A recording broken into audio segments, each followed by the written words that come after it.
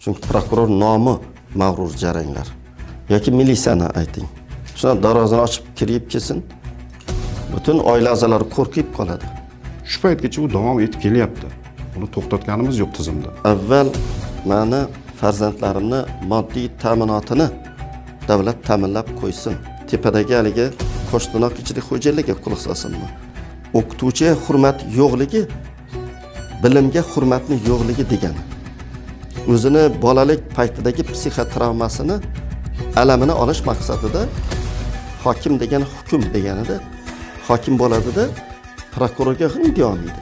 Hukumat rahbari voz kechamiz deyapti, lekin ijro hokimiyatidagilar undan hali voz kechgan yo'q. Nimagaki bular Mirzo Ulug'bek shoh bo'lganu faqat ilm haqida gapirgan. Chunki u ko'rgan zahmat chekkan otasini yoki onasini. Yo'q dedi. Uni fikri chalg'imasligi uchun ko'zi doimo to'lib turishi kerak dedi. Boshlang'ich sinfga borsa ham mayli. Shu qana kimlar o'tiribdi mana haligi boshqaruv tizimida? Ularning psixologiyasini tushuntirib bera olasizmi? Nimaga ular shunaqa qo'rqmas bo'lib ulg'ayyapti? Ro'parasida 3 ga o'qigan pora bilan ishga joylashgan prokuror o'tiradi. Pora bilan ishga joylashgan hokim o'tiradi. Pora bilan ishga joylashgan militsiya boshlig'i o'tiradi-da. Yaxshi baho o'qiganlar ilm kuchaygan sayin bilasizmi, sokinlik rivojlanib boradi. Senat bilan parlament uxlab yotsa, Z avlod ishlab boshlaydi. Hurmatli senatorlar, hurmatli parlament, ishlanglar. Ekranlaringizda ko'rinib turgan karta raqamlariga ixtiyoriy ravishda istalgan summani o'tkazing va loyihamiz rivojiga hissa qo'shing. Bu summalar texnik holatimizni yaxshilash, ko'rsatuvlarimiz davomiyligini ta'minlash uchun xizmat qiladi.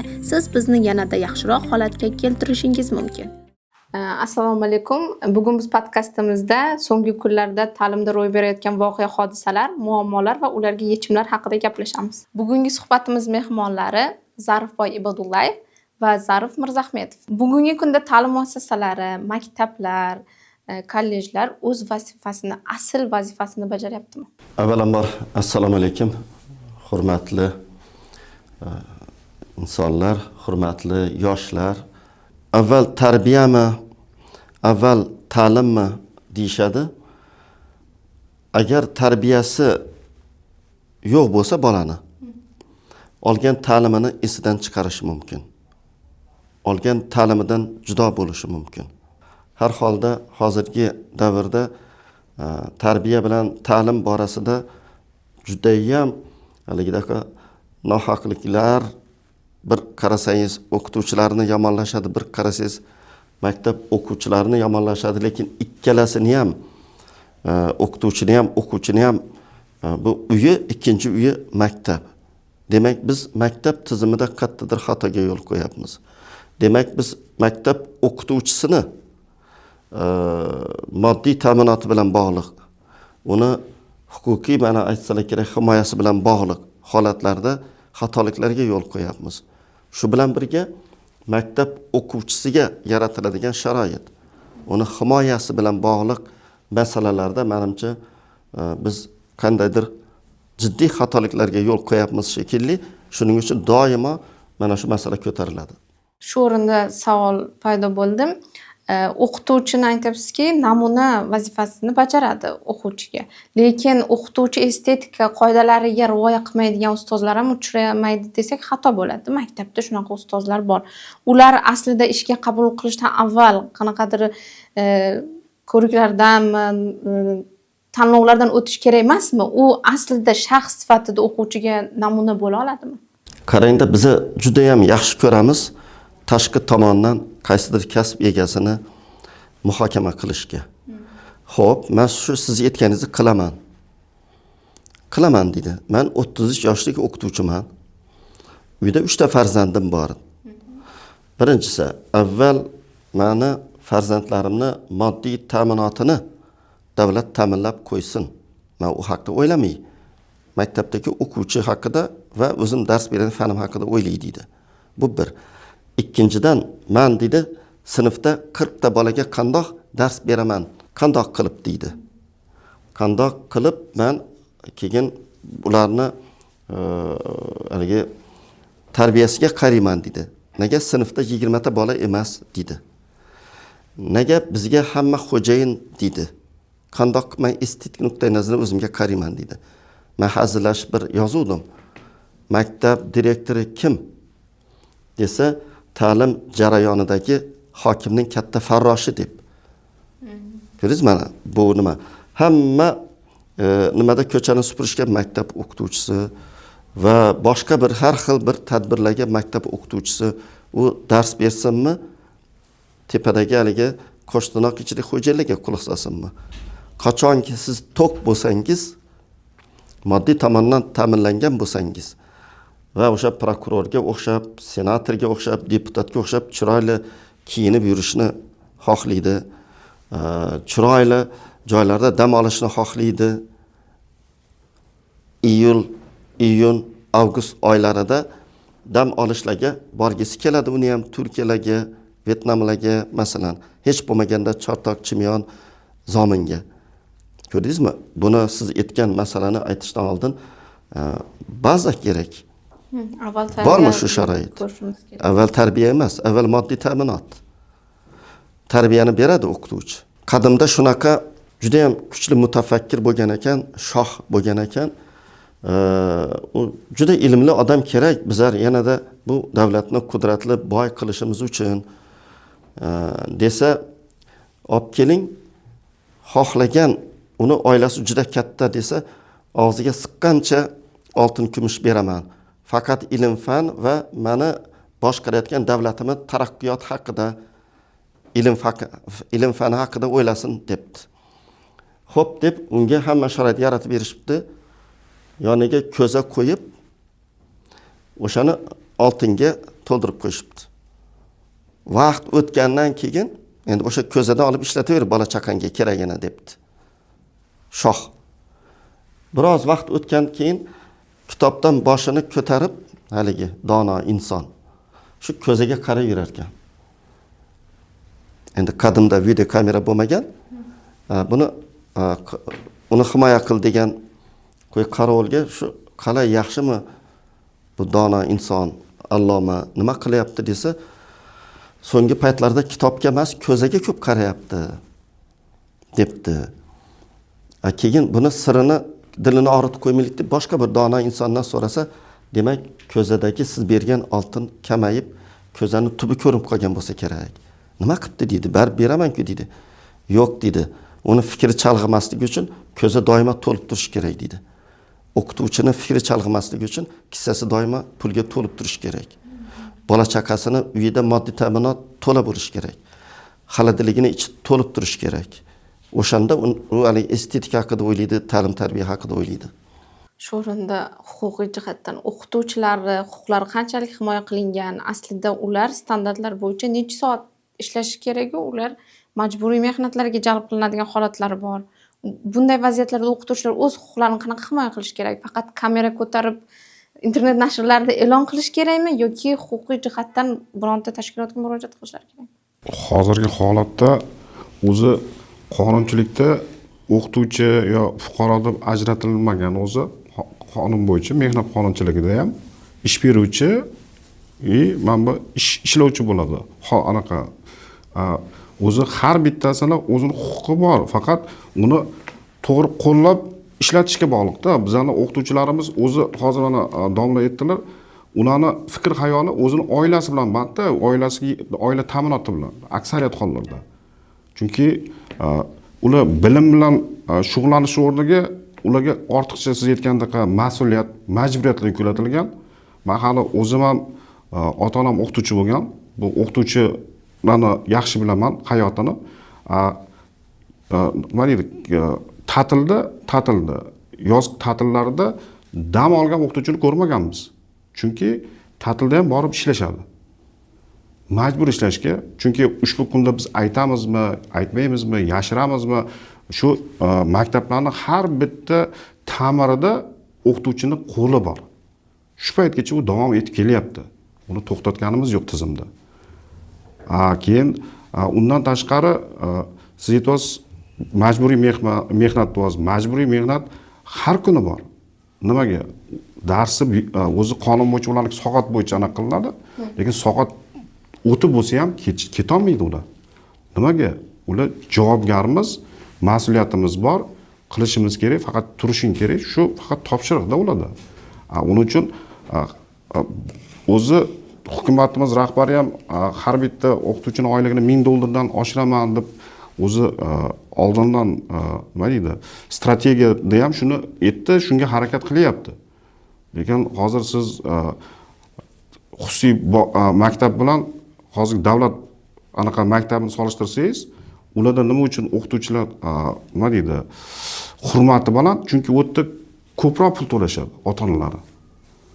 Shuning uchun ham hozirgi holatda nima deydi, tekin narsani qadri yo'q-da. Chunki bizda hozir основной umumiy aniq qilganda ta'lim tekin, majburiy hisoblanadi. Lekin aslida hammani ham cho'ntagiga ko'tarmaydi-yu xususiy maktablarga berishga. Baribir oddiy ustozlarning ham huquqlari himoya qilinishi kerak emasmi? Yo'q, u huquqni himoya qilish deganda u mana bu siz aytayotgandaqa pulli xususiy maktabni o'qituvchisi bilan davlat maktabining o'qituvchisining huquqi bir xil. U yerda bizda huquq deganda qanaqa tushuniladi?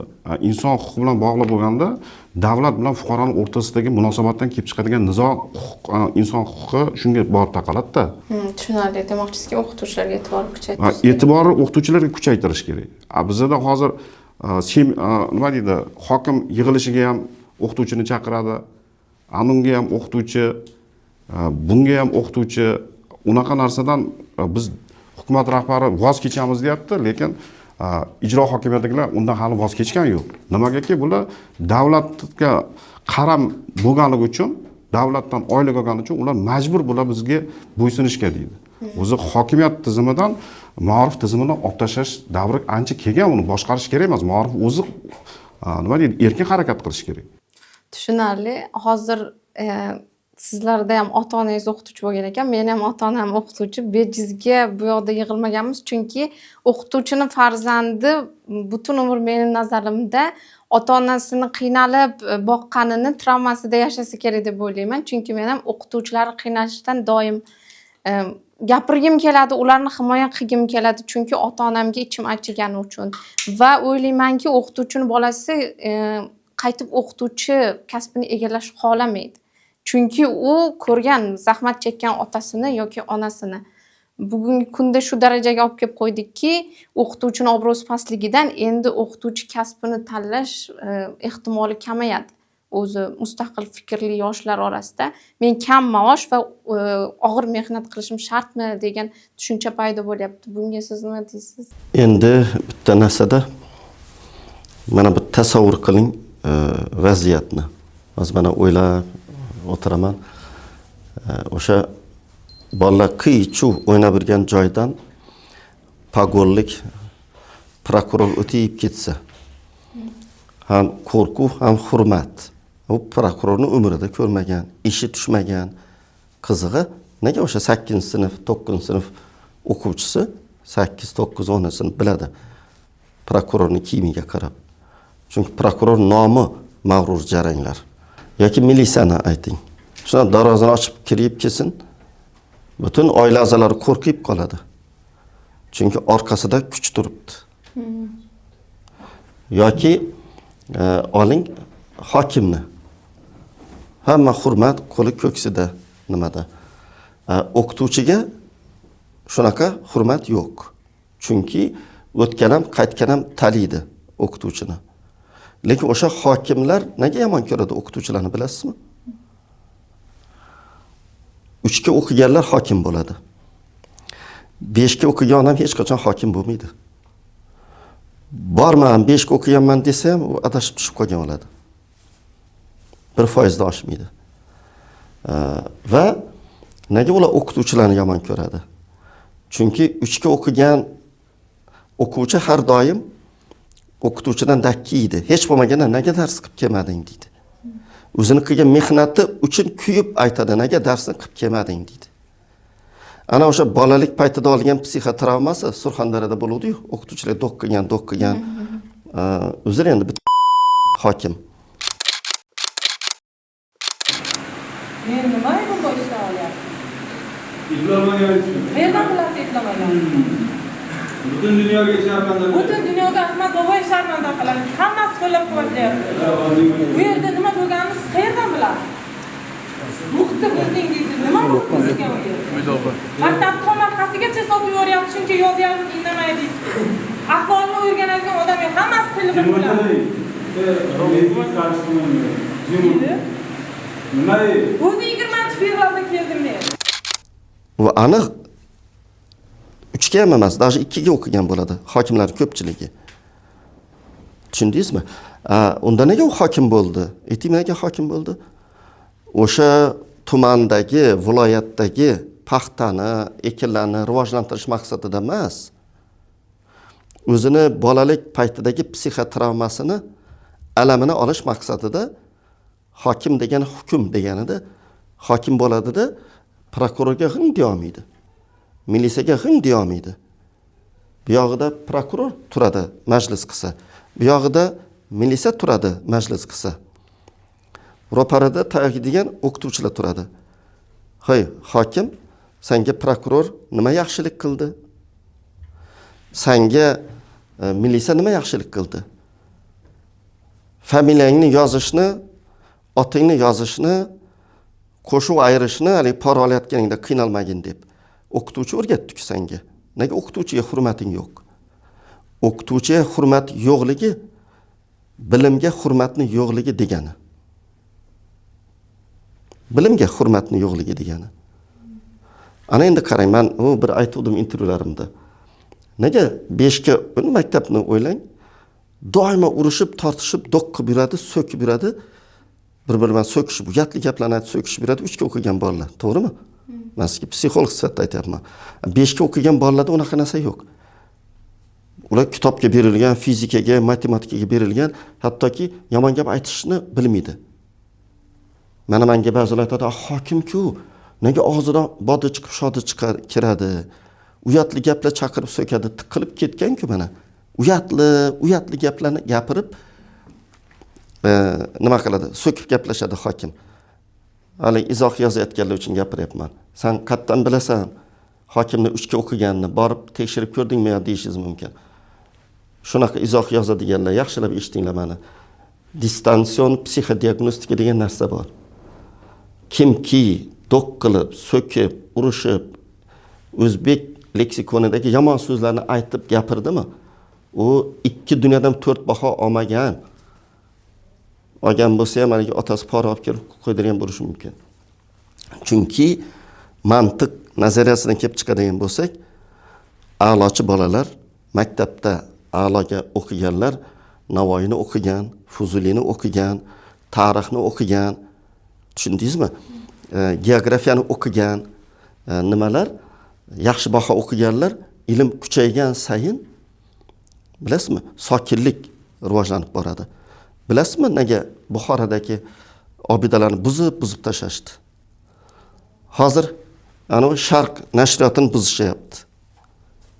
Hokimlar buzyapti shuni. Nega buzayotganini bilasizmi? Chunki tarixdan 2 bahoga o'qigandan keyin, tarix nimaligini bilmagandan keyin, tarixiy obidalar haqida ma'lumotlar tarix kitobida yozilganda. Ana bu imbesil hokimlar tarixdan 2 bahoga o'qigani uchun yuragi achishmaydi. 16 qavatli Buxorodagi hokimiyat binosini buzib tashlaydi. Siz Buxoroda o'qigan bo'lsangiz, endi u yoqqa borib talabalik davringizni gashtini so'ramaysiz. Mana bu 16 qavatli hokimiyat binosini tagida biza bir-birimizni qo'limizni ushlashib sevishib yurdik deb ayta olmaysiz. Sharq binosi yaqinda buziladi pul uchun. Menga bitta talaba aytayapti, domlariga indamasdan turib Toshkent tarixi qolmadi-yu, buzib tashlashyapti deyapti. Chunki uni hokimlar buzdiryapti, vazirlar buzdiryapti. Bilasizmi nima uchun? Yana aytaman. Siz olim bo'lasizmi, vazir bo'lasizmi? Mana men fan doktor, professor mana, akademik bo'lasizmi? Bilib qo'ying. Maktabda yaxshi o'qimagan bo'lsangiz, sen baribir o'sha haligi o'rtahol tafakkur bilan qolasan. Menga talaba aytibdi, vazir-ku, hokim-ku, foydasi yo'q. Maktabda kim qanaqa o'qigan bo'lsa, kerak bo'lsa oddiy dotsentlar bor, kandidat navqilar bor, fan nomzodlari. Maktabda 5 ga o'qigan, qanaqadir sabablar tufayli professor bo'la olmay qoldi. Tarixni zo'r o'qigan odam u dunyo bu dunyo buzmaydi.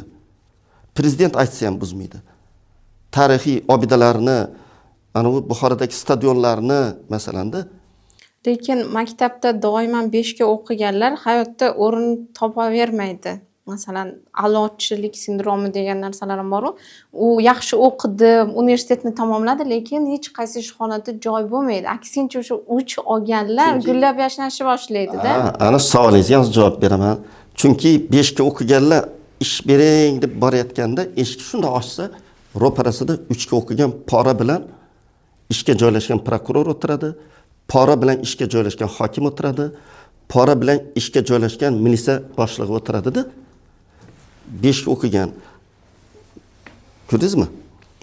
Ish bering deb borsa, hech qachon ilmli odam lavozimga intilmaydi. Ilmi bilan pul topaveradi. Ilmli odam hech qachon qo'rqmaydi nimalardan. Nobel mukofoti olganlarning bugun uyingizga boringda bir qarab chiqing. Birortasi ham, bittasini topsangiz menga telefon qiling. Topdim deng. Ilmiy tekshirish institutining direktori bo'lmagan. Na Niels Bohr, na Rutherford, na Einstein. Faqat laboratoriya mudiri bo'lgan. Chunki Nobel mukofoti eng yuksak kashfiyotlar uchun beriladigan. Nega ular institut direktori bo'ling endi men demagan. Keyin yana kiring, qizim, yaxshimi? Nobel mukofoti olgandan keyin kirib ko'ring. Men Nobel mukofoti oldim. Meni institut direktori qilib qo'y deb aytishmagan. Nega? Ularga olim odamga lavozim 1 tiyin, lavozimda o'tirganlar ham 1 tiyin agar ular adolatli bo'lmasa. Ko'rdingizmi? Najmiddin Kubro shoh bo'lganmi? Mirzo Ulug'bek shoh bo'lgan-u faqat ilm haqida gapirgan. Bobur shoh bo'lgan-u faqat dastonlar yozgan. Inson nom Mark Avreliy 2300 yil oldin yashagan. Shoh bo'lgan. Siz uni o'qingda, uni Gippokrat, Aristotel, hattoki o'sha davrdagi eng mashhur Platonlardan ham oshib tushadigan darajada tafakkur egasi bo'lgan. Shoh bo'ldim-u dunyoni bildim. Lekin insonni ongini, ruhiyatini haligacha anglay olmay o'tib ketyapman degan. Ko'rdingizmi? Shuning uchun eng muqaddas narsa bitta, ikkita emas, ilm. Ilm va yana ilm. Ko'rdingizmi? Yaxshi ham ilm lavozimga bog'liq emas. Ilm bilan har qanday lavozimga ega bo'lishingiz mumkin. Lekin lavozim bilan ilmli bo'la olmaysiz. Tushunadi, rahmat ustoz. Endi avlodlar taqsimoti haqida so'ramoqchiman. Bu o'zi qanchalik to'g'ri? Endi internet avlod vakillarini fikrlari va hissiyotlari hozirgi kunda avvalgi avlod vakillaridan farq qilyapti. Ularga qanday yondashish kerak deb o'ylaysiz? Ustoz, sizga Agar senat bilan parlament uxlab yotsa, Z avlod ishlab boshlaydi. Hurmatli senatorlar, hurmatli parlament, ishlanglar. Aks holda bizda ham Z avlod bor. Ular hozir uyquda, sizlarga o'xshab uxlab yotibdi. yoshlar uchun erkinlik va mas'uliyat tushunchasi farq qilyapti. Ular endi umuman erkinlikni boshqa narsa deb tasavvur qilyapti, mas'uliyatlari ham. Biz bunga qanday munosabatda bo'lishimiz kerak? Ularga erkinlikni oxirigacha berishimiz kerakmi yo mas'uliyatlarni ham anglatishimiz kerakmi? Hozirgi holatda boya savol berdingiz, ijtimoiy tarmoq bilan hozir yoshlarning aksariyat qismi ijtimoiy tarmoqlarda faolda. Bu bir qarashdan bizni yutug'imiz ko'ringani bilan naborot biz nima deydi, aksincha bizda farzandlarimiz, yoshlarni ilmiy salohiyatini nima desam bo'ladi, pasayishga olib keladi. Chunki hozirgi holatda birorta bir yoshi qo'lda kitob o'qiyotganlarni uchratish qiyin. Mana hozir internet tarmoqlarida ko'radigan bo'lsangiz, tarixiy shaxslarni sotsiologik eksperiment qilib chiqyapti bizda ham. Blogerlar, anolar qilyapti. Tarixiy shaxslarni ota ona bilmaydi. Uni hozirgi anaqalar bilan o'rnini almashtirsa, mana hozir biz yashayotgan davrdagi shu blogerlar bilan almashtirib, ya'ni yulduzlarmi, shular bilan ham almashtiryapti-da o'rnini, bilmaydi. Mana shu asarni kim yozdi mana Alisher Uzoqov deydi. Alisher Uzoqov mana kuni hozir yashayotgan bir o'zimizni nima desam bo'ladi? Bizdan kichkina ancha edi, bizning safdoshimizda mana qolsa. Yo'q, lekin bu boshqa tomondan qarasak ham bo'ladi. Fan olimpiadalarida, xalqaro olimpiadalarda yutuqqa erishayotgan yoshlarimiz ham yo'q emas. Muammo shu yerdaki, o'rtada katta tafovut paydo bo'lyapti. O'ta ziyoli, kam bo'lsa ham o'ta ziyoli qatlam paydo bo'lyapti. Pastki qatlam ancha pastga tushib ketyapti. Bunga qanaqa munosabat? Endi siz aytasiz, tengsizlik emasmi? yo, o'zi siz aytayotgan anaqa olimpiadada biz yutuqlarimiz bor deganimiz, agar sanasangiz bu barmoq ham to'lmaydi u bolalarda. Yanada Qozog'istonni solishtirib solish kerak-da. Chunki biz darrov Qozog'iston saytiga kirdimda. Uzr, endi gapingiz bo'ldi. Mana shunaqa oltin medal O'zbekiston shuncha oldi desa, O'zbekiston 24 ta. Qozog'iston saytiga kirib solishtirib ko'rib, shunaqa berish kerak-da, solishtirma. Ilm fanda taqqoslama, tahlil degan narsa bu. O'zingiz hozir aytdingiz, yoshlar boksda birinchi o'rin olib keladi, bilasizmi? E'tibor qiling. Sport turida boks bilan nimada og'ir atletikada biz doimo birinchi o'rin olamiz. Og'ir atletikada birinchi o'rin olishimiz sababi og'ir hayotni ko'taraverib chiniqib ketganmiz. Boksda birinchi o'rin olishini sababi bitta tayoq yevirib o'zi urolmaydi, borib u yerdan urib keladi-da. Urayotganda ko'zini oldida o'sha haligi ichki ishlardagi nimalar turadi, boshqasi turadi-da, tasavvur qiladi-da. Psixologiyada tasavvur degan bob bor. Yaxshi ham haligi sudyalar to'xtatib qoladi ularni. Bo'lmasa urib. Shuning uchun doimo har doim boks bilan og'ir atletikada men aniq bilaman oldidan. Bizning yutib chiqadi. Chunki malakasi bor. Rahmat javob uchun. Endi ta'limga qaytadigan bo'lsak, hozir onlayn hayotga ko'proq ko'chib o'tdik, yoshlar ayniqsa. Ularni endi ta'limga qanaqa qaytarish mumkin? Ta'limimizni umuman boshqacha bosqichga olib o'tish vaqti kelmadimi? Endi bolaga faqat kitob bilan dars berish ularni qoniqtirmayapti. Siz ta'limga nega qaytarmoqchisiz yoshlarni? Aytmoqchi bo'lganim, maktablarda real baho beradigan bo'lsak, yaqinda ham eshitdim. 10-11 sinf o'quvchilari umuman o'qishni xohlashmayapti. Ustozlar ham ularga dars o'qita olmaydi, bo'ysundira olmaydi, tinchlantira olmaydi. Ular ham o'ziga keraklisi repetitorlar orqali tayyorlanadi. Dunyoda ikkita narsani zo'rlab berib bo'lmaydi. Biri ta'lim, biri ovqat. Mana ovqat zo'rlab berib bo'lmaydi. Hatto psixoanalizada ovqat yedirayotganda qo'lini bog'lab qo'yib, zo'rlab yedirishadi. Ikkinchisi ilm zo'rlab berib bo'lmaydi. Mana pauza, sukunat bo'lib qoldi, o'ylab qolyapsiz. Yo'q, axir ilm zo'rlab berib bo'lmaydi. Berib bo'lmaydi, lekin o'shanaqa hozirgi blogerlar erkin bo'lish kerak. Ketsa-chi. Bizani uyda hadeb bu otasini maqtaydi deyishlari mumkin. Maqtayveraman. Umrim oxirigacha otamni maqtayman. Bizani uyda otam vafotidan keyin kitoblar 2 maktab kutubxonasini to'ldirib yuboradigan darajada kitoblar bor edi. Men hattoki borib Xorazmda so'radim. Keyin men qaranglar dedim. Balkim sizlarga otam kitob o'qitib aytgandirlar. Chunki men islomiyman, otam kitob o'qiganini. Umuman islomiyman. Bolam mollarga o't berdingmi? Men 8, 9, 10 sinfda kolxozda ishlaganman, 10-sinfda traktor haydaganman.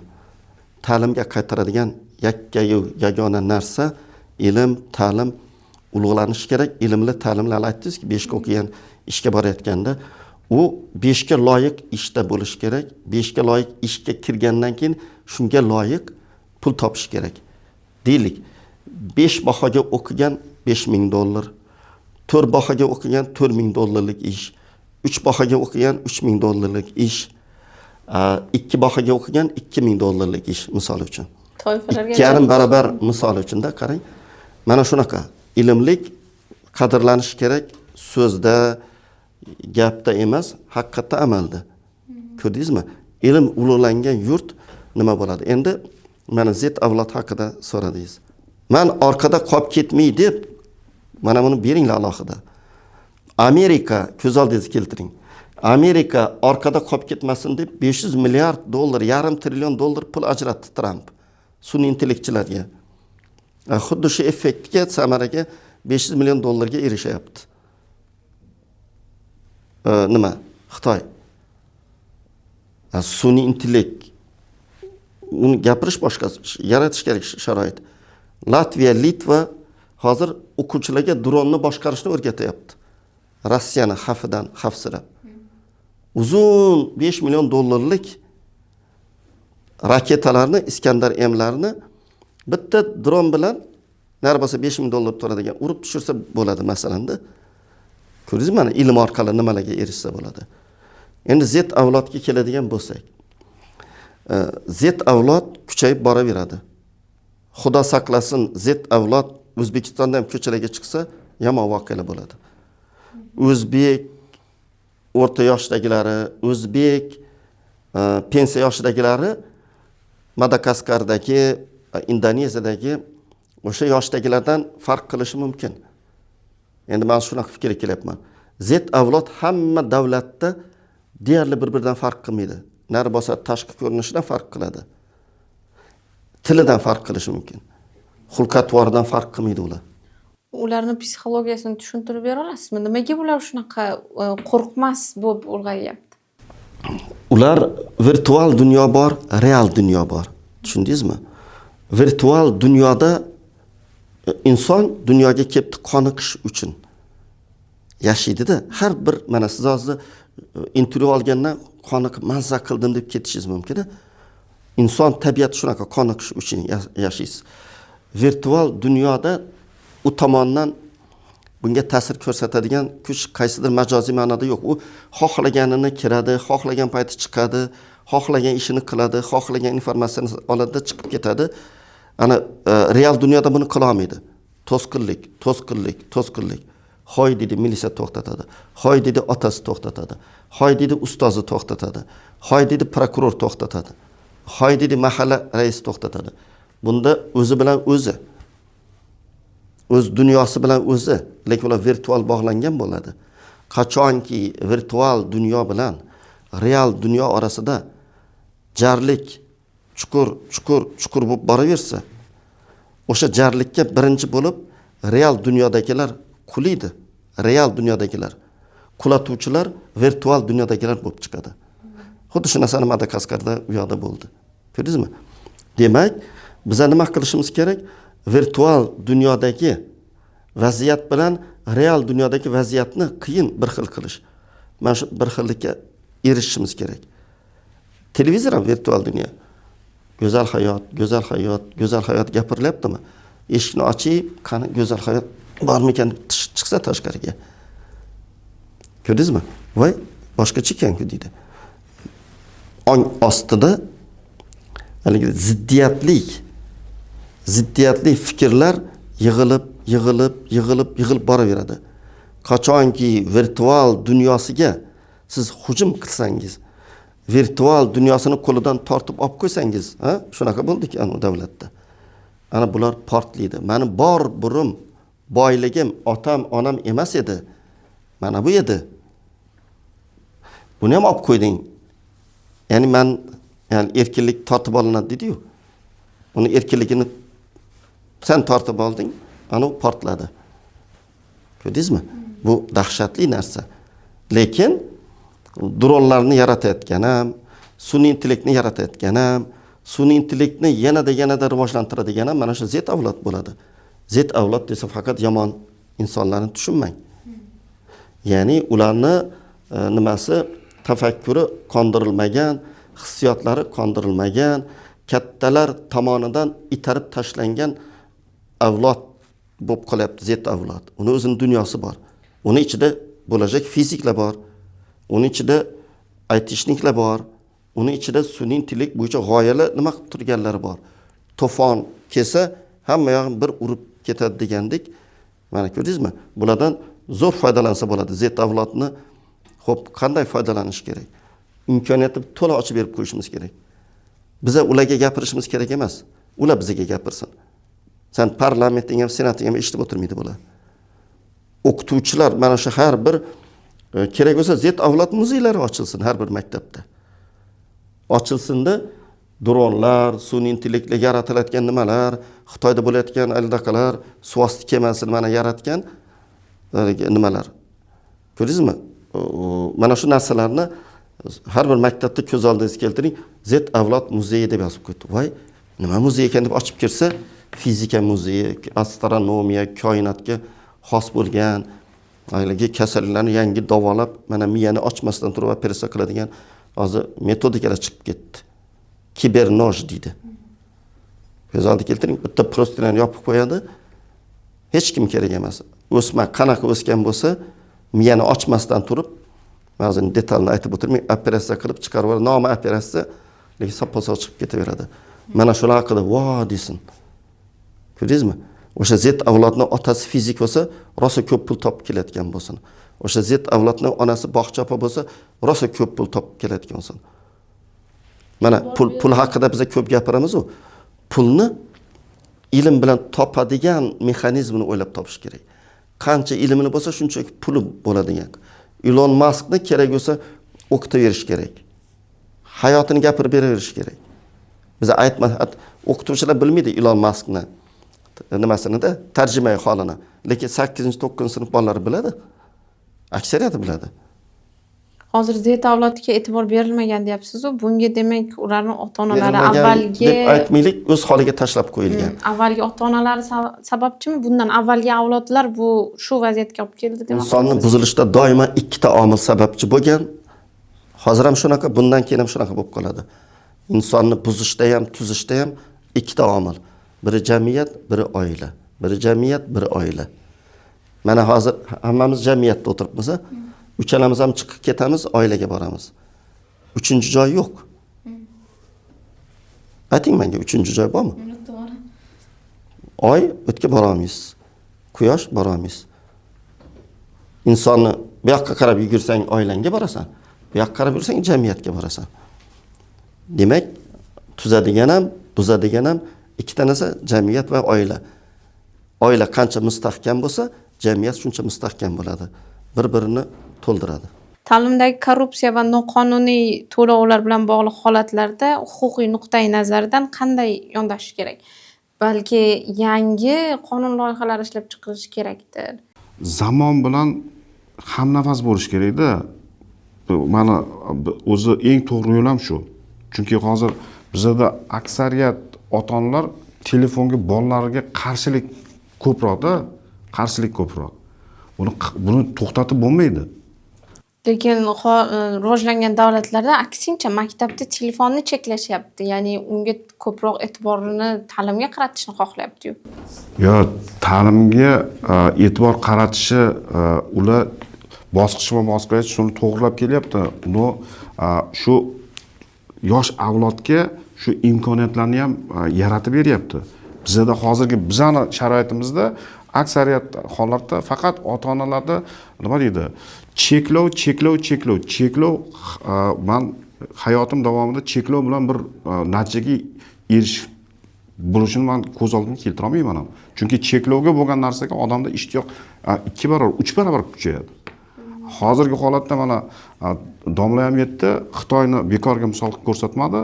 Xitoyda shu odamni ongiga ta'sir qiladigan propaganda bo'ladigan videoroliklarni yoshlarga nima deydi? Shu bog'chadan, maktabdan shu nima deydi? Hayotga tarbiyalash metodikalari bor. Endi o'zlariga o'qituvchidan pul yig'adi, u qiladi. Nega pul yig'adi dedingiz? Himoya qilsin o'qituvchi o'zini bermasin. Bermasa tahdidga uchraydi-yu, masalan. Surxondaryolik o'qituvchi bor-ku, xohlasang otib yubor deb viloyat hokimiga avval prokuror bo'lgan odamga baqirdi. Haqingiz yo'q maktabda direktor. Nima uchun haqqim yo'q? Haqingiz yo'q. Nima uchun? Beumid opa. O'zingizni otib tashlang. Qo'lingdan kelsa otib yubor dedi. O'shanga o'xshab mard bo'lsin. Nega biz uni himoya qilishimiz kerak? Shoshmang. Bermayman, hammasi shunaqa gapirsin. Bo'lmasa borsin, o'sha surxondaryolik o'qituvchiga o'xshab mardlikni o'rgansin, o'zini himoya qilishni o'rgansin. Mark Avreliy aytgan. Seni hech kim himoya qilmaydi. Sen o'zingni o'zing himoya qil deb shoh aytgan. Voy to'xta, unda nega yuridik institutlarni yopib tashlaylik, nega unda huquqbonni chaqirdik? Hop, nega unda bularni chaqirdik? Aytingchi. Chunki maktab o'qituvchilari o'zini o'zi himoya qila olmaydigan yurtda huquqbonlar himoyaga keladi-da. Yo'q, qarang, o'sha Surxondaryolik mard ayol bor-ku, qo'lidan kelsa otib yubor dedi-ku. Hokimga shoshmang. Jonidan to'ygandan keyin shu gapni aytdi. Endi shoshmang. ustozlar arzimagan pul uchun men har kun bosim Otib yubor deyish shart emas. Yo'q, bor yo'qol to'lamayman. Bu aytdi, anavi aytdi, Yangiyo'ldagi o'qituvchi aytdi, Piskentdagi o'qituvchi aytdi, Haziras, Bag'ot, Katta Qo'rg'on. Hamma yoq, haligi mana siz bola chaqaloq yig'lamasa ona sutini ko'kragini tutmaydi degandek. U aytdi, bu aytdi, minglagan o'qituvchilar yo'qol dedi. Aytdingmi, chiqar $1000 dedi. Bermayman dedi. Remont qilmayman dedi. Bitta maktab o'qituvchisi, direktori 45 ta maktab o'qituvchisini barmog'ida boshqarib o'tiribdi-da. Shundoq qilsinchi, hukumat ham qaraydi-da, "Hey, qara o'qituvchilarga" deydi. O'zini o'zi himoya qilsin. Hurmatli o'qituvchilar, qachongacha sizlarni birov himoya qilib beradi? Bilasizmi? Samozashita, ya'ni o'zlikni himoya qilish funksiyasi insonga berilgan. Insonning immuniteti bor. Sizni mikrobdan birov himoya qiladimi? Yo'q. Sizni mashina urib yuborishdan birov himoya qiladimi? Hali tramvay yo'li ketayotganda tortib olib qoldi-yu, chiqib ketdi mana nimaga. 1-2 marta bo'ladi.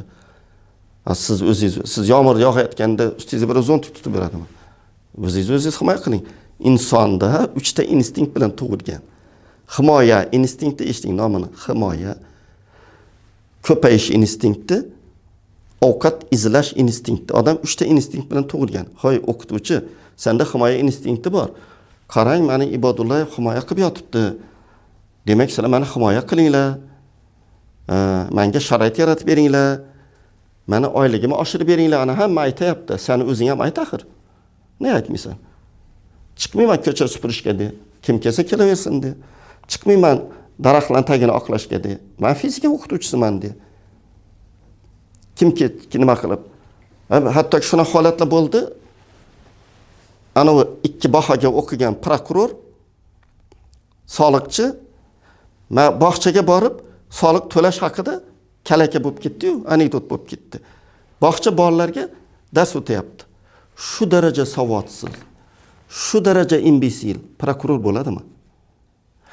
Shu daraja, qarang, hatto aql tarozisi, IQ indeksi bog'cha bolasinikicha.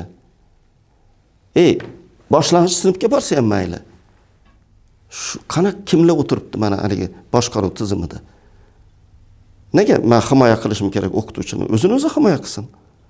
Tushunarli ustoz, rahmat. Yo'q, endi qonunda ham boya ta'kidlaganimdek, qonun odamni millati, irqi, jinsidan qat'iy nazar hammasiga birdek qanaqa qilinadi, bu yerda belgilanadi. Uning uchun hozir domla ham aytgandek, o'qituvchini huquqini himoya qilish kerak, yo biz, yo jamoatchilik. Hozirgi aksariyat mana ijtimoiy tarmoqda faqat meni huquqimni tiklaydigan narsadan anaqa bo'lmayapti-da. O'qituvchi sifatida emas, fuqaro sifatida o'z huquqlarini himoya qilish kerak demoqchimisiz? Kim bo'lishidan qat'iy nazar u jismoniy shaxs, individual shaxs. Bular o'qituvchini himoya qil, vrachni himoya qil deb o'qitmaydi. Adolatni adolatsizlikdan himoya qiluvchi odam bular. Adolatni adolatsizlikdan himoya qiluvchi odamlar. Deylik, o'qituvchi bosh ko'tardi-da, chiqdi o'zini o'zi himoya qilib. Ya'ni o'zini o'zi himoya qilib chiqqan paytda, ya'ni adolatni himoya qilib chiqdi. O'sha paytda adolatsiz hali 2 bahoga o'qigan boshqaruvchilar kelib yopishganda, o'shanda bu paydo bo'lishi kerak. Masalanda, bu qachongacha bular har kim minglagan vrachlar, minglagan nimalar qachonki adolat buzilsa, bular qalqon bo'lib shunda paydo bo'ladigan shaxs bo'ladi aslida. Tushunarli, rahmat ustoz javob uchun. Xususiy va davlat ta'lim tizimi o'rtasidagi farq yoshlar imkoniyatiga qanchalik ta'sir qiladi? Bizda ota-onada keyin mas'uliyat kuchayadi. Xususiy maktablarga bergandan keyin, pul to'lagandan keyin u nazorat ham kuchayadi, boladan talab ham kuchayadi. Lekin men xususiy maktabda balki yaxshiroq dars o'tilayotgandir maktabnikiga qaraganda. Ularda o'quvchi soni kamligi, har bir o'quvchiga alohida e'tibor berilayotgani pulli evaziga yaxshiroq emasmi? Xususiy maktabga uzr mumkin, men qarshi emasman. Lekin xususiy maktab ochadigan davlat maktablarini chiroyli qilib ta'minlab qo'yib, keyin buni ochish kerak. Unda nega qanaqa ma'no qoladi xususiy maktab ochishdan deysiz? Xususiy maktabni shundoq nom bilan ochish mumkin. Fizikaga kuchaytirilgan xususiy maktab, astronomiyaga kuchaytirilgan xususiy maktab, ekologiyani o'rgatishga kuchaytirilgan xususiy maktab, keyin mana okeanariyani o'rganishga kuchaytirilgan xususiy maktab, misol uchunda ruhiy salomatlikni o'rgatishga kuchaytirilgan xususiy maktab. Deylik, hamma yoqda reklama ketyapti. Bolasi mana maktabda o'qiyapti, davlat maktabida. 20 ta bola o'qiydi unda hamda. Shu o'zi doktor, hammasi doktor, bolani qarasa o'sha deylik 5 yoshgacha bo'lgan davrda shu qiziqib qolyapti. Astronomiyaga, okeanariyaga, delfinlarga qiziqadi va hokazoga, qushlarga qiziqadi, ornitologiyaga. Tiqilib yotibdi qizlar kuchaytirilgan xususiy maktab. O'sha yerga bersin. Hozirgi holatda xususiy maktab bolalarni ruhiy jarohat beruvchi, diskriminatsiya qiluvchi ajratishda bu. Nima bo'lib qolyapti? Xususiy maktabga boradigan o'qituvchi chiroyli kostyum shim kiyib boradi. Mayli, Cobaltda boradi. Mana bu davlat maktabiga velosipedda borsa, misol uchunda, bu yerdagi bola boshqacha zaharlanmaydi. Xususiy bog'chadagi bolalar zaharlanmaydi. Bu yoqdagi bog'chadagi bolalar ketma-ket zaharlanaveradi. Ko'rdingizmi? Mana shu o'zidan, bog'chani o'zidan diskriminatsiya. Ko'rdingizmi? Menda bir aforizm bor, doimo talabalarga aytaman. Inson boshiga musibat tushaversa, diqqat bilan eshiting. Inson boshiga musibat tushaversa, yo u sinadi, yo toblanib kuchli shaxsga aylanadi. Har holda kuchli shaxsga aylanar ekan-ku deyishingiz mumkin. 10%, 15%. Yana bir marta aytaman. Xususiy maktab kerak, qaysidir ma'noda, lekin Finlandiya bilan Yaponiyada xususiy maktab nomiga bo'lishi mumkin. Maktab tizimi shunaqa, kelajakda o'shalar prezident bo'ladi, o'shalar vazir bo'ladi, o'shalar shu davlatni boshqaradi. Qanaqa maktabni umuman tabaqalanishib ketdi. Bu yoq xarob holatda yotibdi. Bu yoq juda nima? Qarang. Xususiy maktablar, xususiy bog'chalarda bolalar mazza qilib sifatli ovqatlayapti. Mana bu nimada bolalar atravleniya bo'lyapti. Hatto uni sigirga bersang ichi ketadigan ovqatni olib borib bolalarga yediryapti. Ko'rdingizmi? Bannisalar, davlat shifoxonalari ahvoli bilan xususiy shifoxonalar ahvolini qarang. Men konstitutsiyada yozilgan ta'lim olish huquqim, bepul ta'lim olish, bepul davolanish huquqim konstitutsiyada belgilab qo'yilgan. Nega hamma narsa pullik? Bepul varianti ham bor, lekin undan xalq qoniqmaydi, chunki talabga yarasha javob bermayapti ular. Undan ko'ra pulim ketsa ham sog'roq Maktab o'qituvchisini aybi yo'q u yerda. Maktabda ta'limni sifatini pastligiga, maktabdagi moddiy texnik bazaga maktab o'qituvchisining 1% ham aloqasi yo'q. U hukumat vazifasi. Siz aytgan anaqada jarayonda agar xususiy maktab bilan davlat maktabini solishtiradigan bo'lsangiz, u o'qituvchiga ta'lim berish uchun hamma sharoit bor u yerda. U faqat keladi, darsini beradi, ketadi. Qolgan siz aytayotganda hozir davlat maktabiga o'xshab turib, har bitta o'quvchi uchun javobgarlik yo'q u yerda. Mana hozir go'sht masalasini gapirishadi.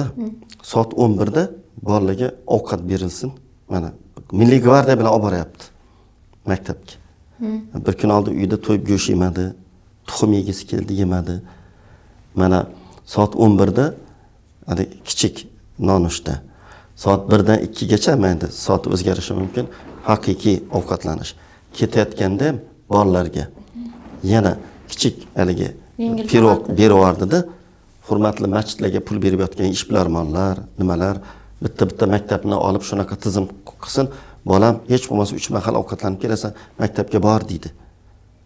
Kolxozchining o'qituvchisi, kolxoz degan narsa yo'q hozir. Endi haligida oddiy moddiy ta'minoti qiyin bo'lgan oilalarda. Ko'rdingizmi?